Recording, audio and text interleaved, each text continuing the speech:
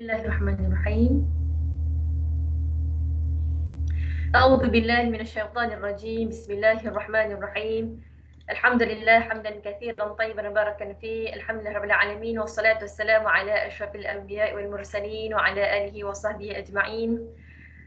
Rabbi shrah li sadri wa yassir li amri wa hlul 'uqdatam min lisani yafqahu qawli. Allahumma shalli ala sayyidina Muhammad wa ala ali sayyidina Muhammad amma ba'du. Assalamualaikum warahmatullahi wabarakatuh.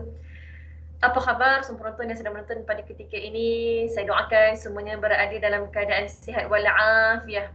Dan mudah-mudahan Allah Subhanahu Wa Taala sentiasa mempermudahkan segala urusan tuan-puan, khususnya urusan dalam kita nak mengerjakan amal ibadah kepada Allah Subhanahu Wa Taala.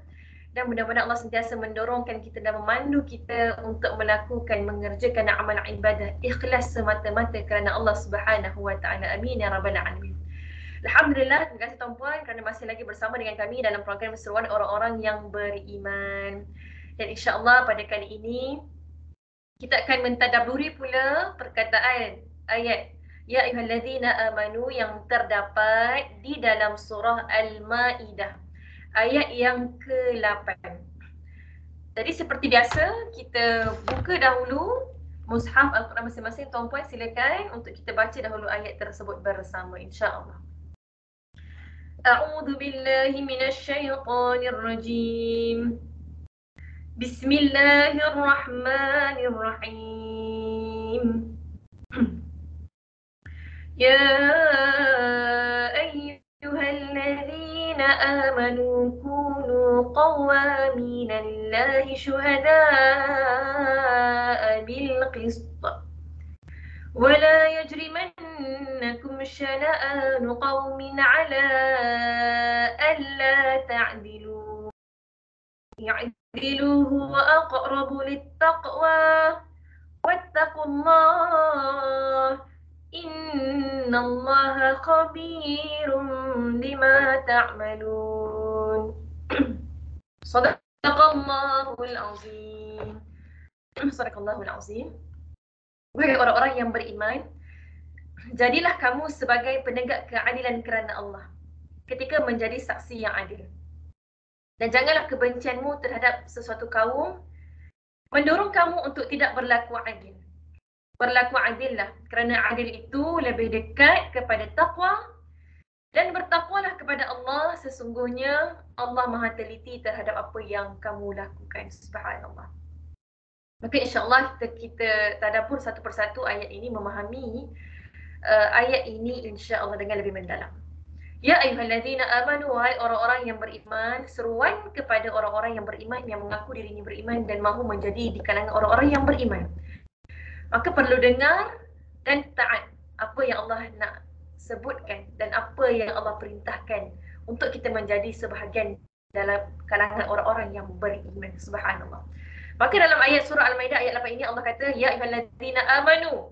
Allah sebutkan wahai orang-orang yang beriman, kunu. Allah sebut kunu. Kunu ni apa dia tuan-puan? Kunu ni jadilah kamu.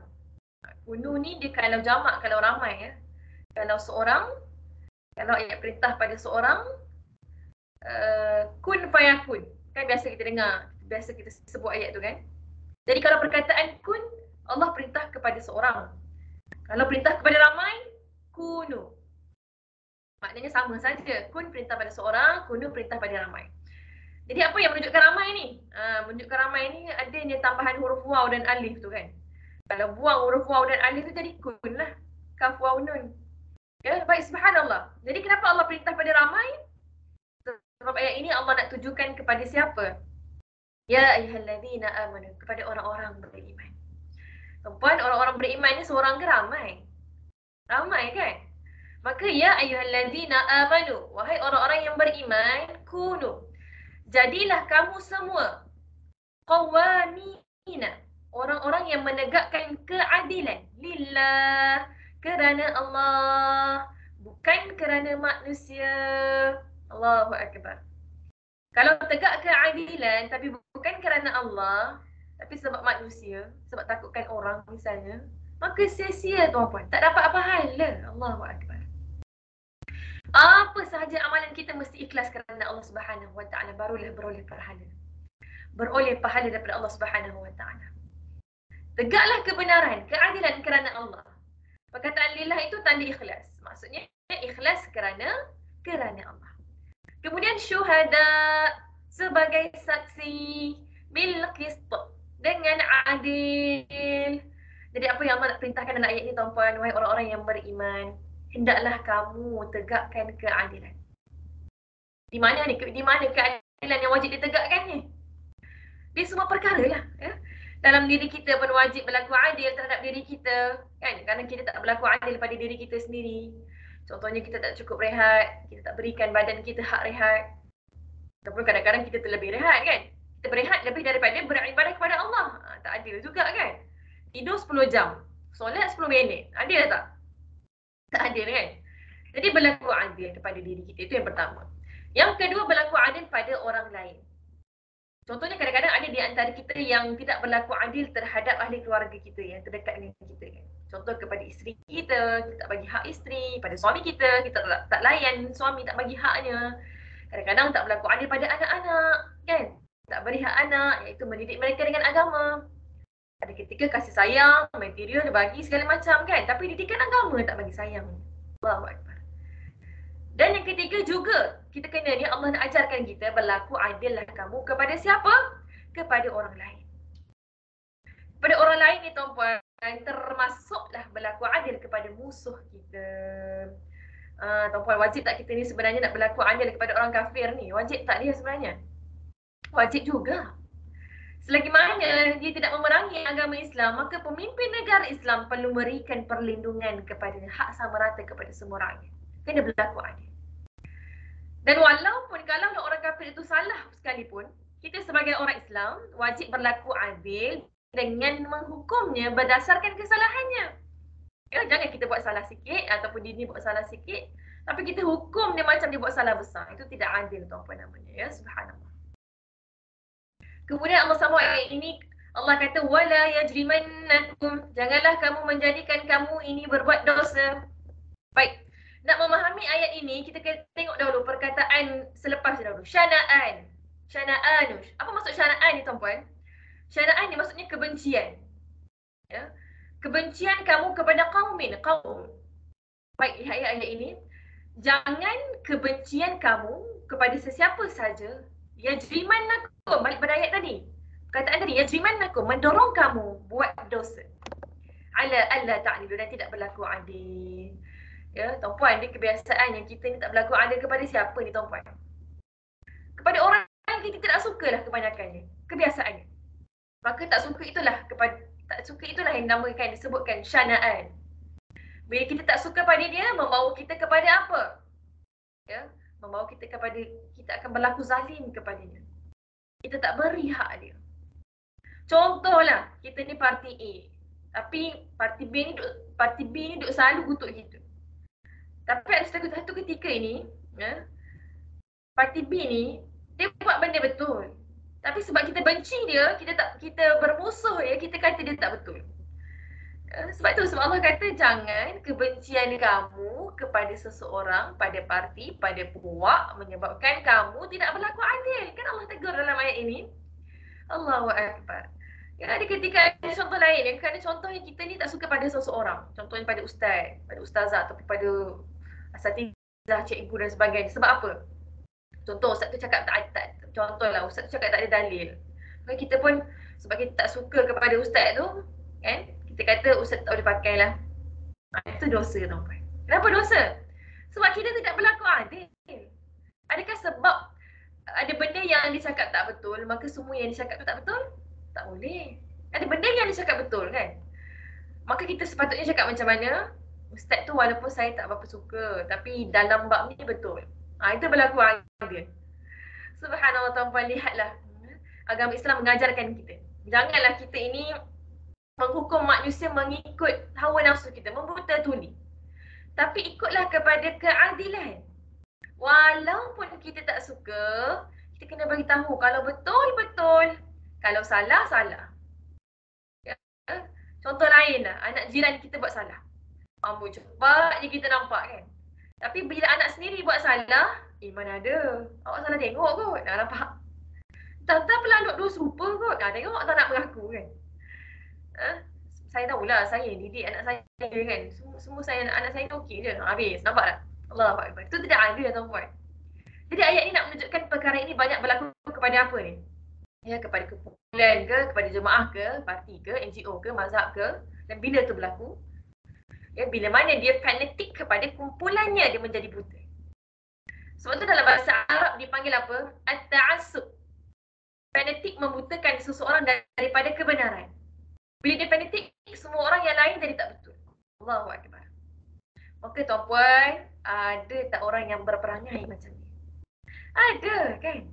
Ada. Kadang-kadang dia rasa dia betul, tapi semua orang lain pula tak betul kan? Bahkan yang dulu pun dia kata betul, pun jadi tak betul. Dulu dia kata A ni tak betul banyak. Sekarang bila dia dah kawan dengan A, semua jadi betul pula. Ini hukumnya haram, berdosa tuan-puan. Ya? Mana yang betul-betul, yang salah-salah kan? Benda yang paling susah, sebab itulah manusia ni, benda yang paling susah kita nak lakukan daripada kita nak kata musuh kita ni betul, bila dia ni buat benda betul. Ini paling susah. Kita nak kata kawan baik kita betul, okey, tak ada masalah. Tapi bila musuh kita buat betul, kita nak kata betul, sangatlah sukar. Sangatlah sukar. Ya, kadang-kadang orang tu hutang kita kan. Ada orang tu hutang dengan kita, duit kita. 3 kali hutang, 3 kali juga tak bayar. Orang pun tanya kita, apa pandangan kita tentang orang tu. Kita pun kata, oh dia ni tak boleh pakai ni. Ni jahat dia ni. Tak adil macam tu. Sebab ini kita cakap macam ni. Dia ni okey, cuma saya ada pengalaman lah. Hutang dengan dia 3 kali tak bayar. Tapi tak tahu lah sebab apa. Secara umumnya, bila saya kenal dia ni baik. Dia cakapnya, kan? Allahu Akbar. Agak-agak kita boleh tak cakap macam tu dengan orang yang hutang kita ni, tahu kan? Susah kan? Tapi inilah dia pentingnya tadabbur. Tadabbur Quran ni apa dia? Nak menegur, nak baiki penyakit hati kita ni. Penyakit hati apa dia ni? Tak berlaku adil kepada musuh, kepada orang yang kita benci. Al-Quran boleh menegur, tapi kalau manusia yang cakap, nasihat mungkin barangkali kita susah nak dengar. Kita nak dengar, betul tak? Kan? Kemudian Allah sebut alla ta'dilu, atas. Kamu tidak berlaku adil. Jadi adil ni untuk siapa tuan-puan? Untuk semua orang, walaupun orang yang kita benci, walaupun musuh kita, walaupun kepada binatang. Berlaku adil lah terhadap binatang. Ada orang dia beli binatang tapi kadang bagi makan tak cukup, tak adil. Maka ayat ini nak bagi tahu walaupun terhadap orang kafir pun kita kena berlaku adil. Subhanallah, tuan-puan, arahan berlaku adil ni Allah telah sebutkan juga dalam surah An-Nisa ayat yang ke-58. Allah sebutkan tentang adil. Cuma ada sedikit perubahan, ada sedikit kelainan sedikit daripada susunan ayat ini. Ya, yang pertama, ada 2 sebab utama yang menahan manusia ni daripada berlaku adil. Pertama, kerana mementingkan diri dan keluarga sendiri. Mementingkan diri, mementingkan keluarga, mementingkan kroni, mementingkan orang-orang yang disayang. Dan yang kedua, menghalangnya orang yang berlaku adil kerana kebencian kepada orang tersebut. Kebencian kepada orang lain. Kan? Maka subhanallah, ayat surah An-Nisa itu menyentuh sebab yang pertama orang tak nak berlaku adil, menegur. Ya? Dan ayat yang kedua ini, ayat surah Maidah ini, menegur tentang sebab yang kedua. Orang yang tak nak berlaku adil terhadap orang yang mereka benci. Allahu Akbar. Subhanallah, kemudian Allah sebutkan, i'dilu, berlaku adil lah kamu. Kenapa? Kenapa kena berlaku adil ni? Huwa, kerana adil itu adalah lebih aqrabu, lebih dekat kepada taqwa, lebih dekat kepada taqwa. Allahu Akbar. Subhanallah. Puan tengok, jadi syarat nak masuk syurga ni mesti orang yang bertakwa kan? Jadi ayat ini mengajarkan kita cara yang mudah nak jadi orang yang bertakwa apa dia?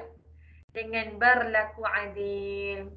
Kadang-kadang ada orang dia rajin solat malam sebab nak jadi orang yang bertakwa, tapi dia tak berlaku adil pada jiran. Maka tak boleh.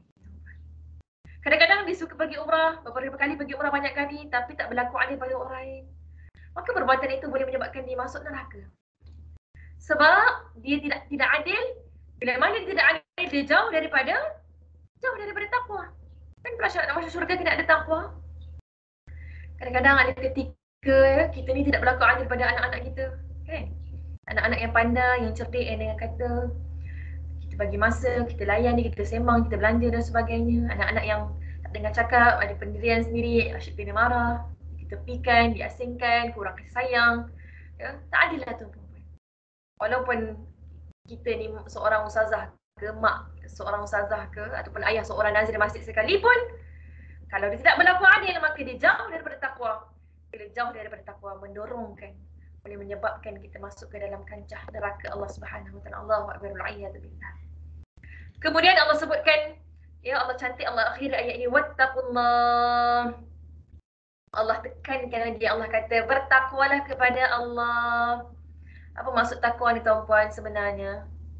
Takwa ni maksud asalnya benteng. Ya.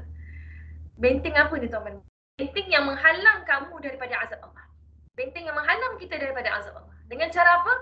Dengan cara takwa, buat yang Allah suruh, tinggal yang Allah larang. Jadi takwa ni benteng. Dia menghalang kita daripada buat maksiat, menghalang kita daripada meninggalkan yang wajib, menghalang kita daripada buat perkara-perkara yang lara. Ya, takwa lah tu. Dan akhirnya, natijahnya, ya, akhirnya matlamatnya adalah menyelamatkan kita daripada neraka Allah Subhanahu Wa Taala. Allahu akbar. Kalau Allah sebut wattaqullah, bertakwalah kepada Allah. Kemudian Allah bagi amaran, innallah, sesungguhnya Allah khabirun, sesungguhnya Allah Maha mengetahui. Tuan-puan, apa beza khabirun dan alimun? Dengarkan ayat innallaha khabirun alim, innallaha alimun khabir. Kan? Ya, dia macam ni tuan-puan. Kalau dalam satu ayat ada sebut dua-dua, khabirun, alimun, maknanya berbeza. Maknanya khabirun, alimun maknanya berbeza. Khabirun ini ialah khabir ya'lamu al-umur batinah. Allah tahu perkara-perkara yang batil, yang tersembunyi. Manakala kalau alim, ya'lamu al-umur az-zahirah. Allah Maha tahu perkara-perkara yang zahir, yang nyata. Sebab tu dalam bahasa Arab, orang yang bercocok tanam ni dipanggil apa? Dipanggil khabir, kan? Kenapa orang yang bercocok tanam ni dipanggil khabir? Sebab dia letak benih, dia tanam kat mana? Tanam dalam tanah, tersembunyi kan? Memang kebatin. Subhanallah. Kalau Allah sebut dua-dua sekaligus, alim dan khabir dalam satu ayat, maknanya akan jadi berbeza lah. Alim beza, khabir beza. Tapi kalau macam dalam ayat ni, dalam surah Al-Ma'idah ayat 8 ini, dia sebut khabir saja. Maka dia merangkumi dua-dua maksud, alim, khabir. Sebab apa? Sebab bila Allah sebut khabir, khabir kan Allah Maha tahu yang batin, maka yang zahir mestilah Allah lagi tahu kan? Kalau Allah tahu yang batin, apatah lagi yang zahir. Jadi Allah mengetahui yang zahir dan batin. Apa yang Allah tahu? Bima ta'malun. Apa yang kamu kerjakan. Allahu akbar, subhanallah. Maka apa maksud ujung ayat ni tuan-puan? Innallaha khabirum bima ta'malun. Apa kaitan sebelum? Ya, apa kaitan dengan cerita ayat sebelum yang kita bincang tadi? Kaitannya jangan sembunyi. Kita tak boleh nak sembunyi pun. Kadang-kadang mulut kita ni kita cakap adil. Tapi sebenarnya Allah tahu apa yang ada dalam hati kamu. Kamu tak berlaku adil. Benda yang paling sukar adalah nak berlaku adil kepada orang yang kita benci. Paling sukar. Zaman sekarang ni lagilah. Nak puji lagilah. Tidak kan? Orang terus kecam je kan? Allahu akbar. Maka lihatlah tuan-puan, lihatlah diri kita, muhasabah diri kita. Adakah kita ini seorang yang berlaku adil? Adil tak kita dalam nak menilai seorang itu dalam sesuatu konteks yang berbeza? Maka jika kita tidak berlaku adil, kita tidak ada takwa. Tak cukup syarat nak masuk syurga. Allahu akbar. Maka yang terbaiknya adalah mana yang betul, kita kata betul, yang tak betul, kita kata tak betul. Maka subhanallah, secara kesimpulannya dalam surah Al-Ma'idah ayat 8 ini mengingatkan kepada kita, orang iman, ya ayyuhallazina amanu, orang beriman, supaya berlakulah adil kamu. Sekalipun terhadap orang yang kamu benci, sekalipun terhadap orang yang memusuhi kamu, yang kamu musuhi. Orang yang dibenci dan bukan daripada, ataupun orang-orang yang bukan daripada kalangan kamu. Orang yang bukan kamu sayang, bukan ahli keluarga kamu dan sebagainya. Dan apabila mampu berlaku adil dalam keadaan yang sukar seperti itu, Allah menyifatkan mereka ini dekat dengan takwa. Kerana orang yang berlaku adil berarti dia orang yang taat. Bila dia taat, tentulah dia bertakwa. Dan siapa yang zalim, dia berdosa kepada Allah. Sesiapa yang berdosa, dia jauh dari takwa. Dan apabila jauh daripada takwa, jauh daripada memasuki syurga Allah dan mendekatkan dirinya kepada untuk memasuki neraka Allah wal'iyadzubillah. Allahu akbar. Jadi subhanallah, ya, secara rangkumannya, pengajaran yang boleh kita dapat daripada ayat ini tuan-puan, yang pertamanya, jadilah golongan penegak agama Allah Azza wa Jalla dan penjaga syariat Allah Subhanahu wa taala. Yang mana dalam ayat ini ada lafaz qawamin. Qawamin ini adalah dalam bentuk isim mubalaghah, bersangatan. Maknanya kita hendaklah berusaha, bersungguh-sungguh usaha untuk mengamalkan apa yang Allah SWT suruh kita. Dan yang kedua, pengajarannya, ayat ini juga menyuruh kita berusaha untuk menegakkan keadilan. Maksudnya kena jaga hak dengan Allah dan hak dengan manusia, hak dengan hamba Allah, makhluk yang lain. Maka kita kena jaga keadilan. Jangan tindas manusia, jangan zalimi manusia lain. Dan ini adalah suruhan kepada kita semua. Orang bukan Islam pun faham tentang keadilan ni hakikatnya. Namun kita sebagai orang Islam, kita lakukan keadilan ini kerana Allah. Kerana Allah yang suruh kita dan kerana kita taat dengan suruhan Allah. Ya, manusia bukan Islam, dia pun juga buat keadilan, tetapi kita ini buat kerana Allah. Itu yang membezakan kita dengan mereka. Yang ketiga, menjadi saksilah dengan adil. Syuhada bil qisti. Salah satu perkara penting yang kita kena lakukan adalah bersaksi dengan benar. Jangan kita jadi saksi yang palsu, jangan menipu dalam persaksian. Allahu akbar. Dan perkara ini sangatlah penting kerana kalau kita tidak bersaksi dengan benar, keadilan tidak dapat ditegakkan. Allahu akbar. Malangnya, berapa ramai manusia yang melanggar perkara ini. Dan dengan melanggarnya, ada orang yang bersalah terlepas begitu sahaja. Dan lebih malang lagi, ya, ada orang yang tidak bersalah dipenjarakan seumur hidup atau dihukum bunuh dan sebagainya. Allahu akbar. Ya. Tuan-puan, bukan hanya dalam mahkamah je kita kena bersaksi dengan benar, tapi dalam kehidupan seharian kita pun kita kena sentiasa bersaksi dengan benar. Dan dalam ayat ini Allah SWT memerintahkan kita untuk menjadi saksi yang baik. Ini penting kerana saksi ini diperlukan untuk kita nak tegakkan keadilan. Ya. Sebagai seorang hakim, dia hendaklah mendapatkan maklumat yang benar daripada saksi. Tapi sekarang ni malangnya ramai yang lari daripada menjadi saksi. Kerana itulah keadilan ini sekarang ni susah nak ditegakkan. Tapi kita tak boleh nak salahkan juga kan. Tak boleh nak salahkan sangat kepada orang yang menjadi saksi. Sebab kalau kita lihat sistem kehakiman negara kita pun agak menyusahkan saksi. Kadang-kadang kena soal jawab dengan teruk, kena datang berkali-kali ke mahkamah dan sebagainya, makan masa dan sebagainya. Ini telah menyebabkan ramai yang menyembunyikan diri dan tidak mahu menjadi saksi. Buat tak tahu je, kan? Mendiamkan diri saja. Sedangkan dalam sistem kehakiman Islam ini, para saksi sepatutnya tidak disusahkan, dipermudahkan. Ya? Dan persaksian dalam kehidupan kita ni bukan di mahkamah saja. Hakikatnya di mana-mana pun kita boleh jadi saksi. Di tempat kita mungkin ada kawan kita yang tuduh kita ada berlaku fitnah dan sebagainya. Ya? Dan kadang-kadang kita ditanya tentang seseorang, maka waktu itu pun kita kena jadi saksi yang benar, kena cakap benar. Dan pelbagai lagi keadaan-keadaan lain yang memerlukan kita untuk menjadi saksi yang baik. Saksi yang adil, saksi yang benar.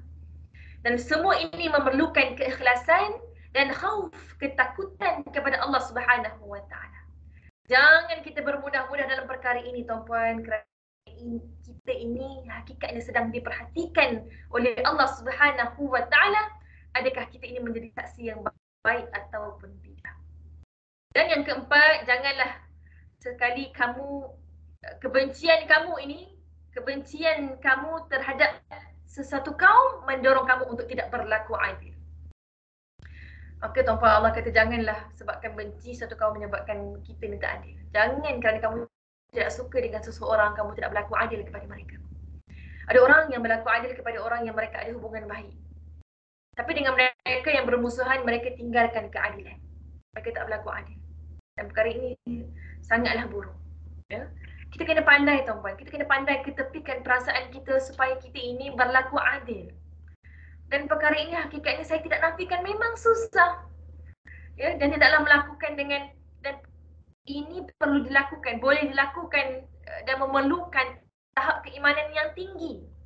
Sebab bila kita sedar kalau kita tidak berlaku adil, yang mana bila kita tahu kelak kita akan dipertanggungjawabkan di hadapan Allah Subhanahu wa taala nanti. Ya? Dan jika kita tidak berlaku adil, kalau kita tidak berlaku adil, tidak berbaloi tuan-puan. Kerana hakikatnya hidup ini sementara, akhirat itu kekal abadi. Ya.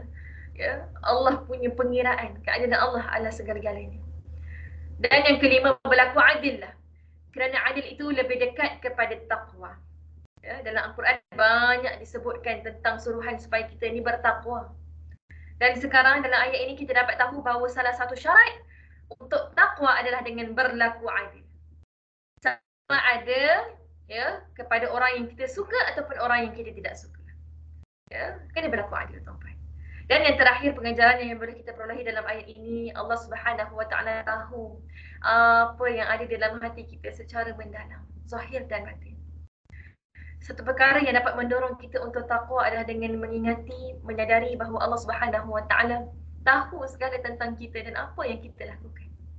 Ya. Perkara yang di dalam lubuk hati kita pun Allah Maha tahu, subhanallah. Allah amat tahu, tuan-tuan. Allah tahu, Allah dengar segalanya.